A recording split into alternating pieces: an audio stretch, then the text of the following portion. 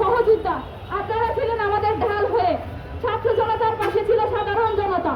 আমরা সেই সাধারণ জনতা এবং ছাত্র মিলে আবার ভারতের আধিপত্যের বিরুদ্ধে রাজপথে নামবো ইনশাআল্লাহ। আপনারা দেখেছেন ইনকিলাব মঞ্চের মুখপাত্র আমাদের হাদি ভাই, শহীদ হাদি ভাই, তার কোনো স্বার্থ ছিল না। চাঁদাবাজের বিরুদ্ধে সে কথা বলতো, সে অন্যায়ের বিরুদ্ধে কথা বলতো, সে ভারতের আধিপত্যের বিরুদ্ধে কথা বলতো, সে জনতার কথা বলতে সংসদে যেতে চেয়েছিল। তারা আমাদের হাদি ভাইকে সংসদে যেতে দিতে চায় নাই। তারা সেটা প্রকাশ্যে তাকে হত্যার মাধ্যমে সেই সংসদে না যাওয়ার যে পরিকল্পিত হত্যা, সেটা আপনারা দেখেছেন।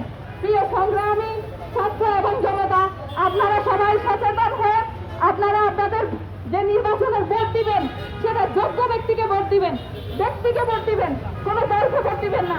সে যাই হোক, চাঁদাবাজ, অন্যায়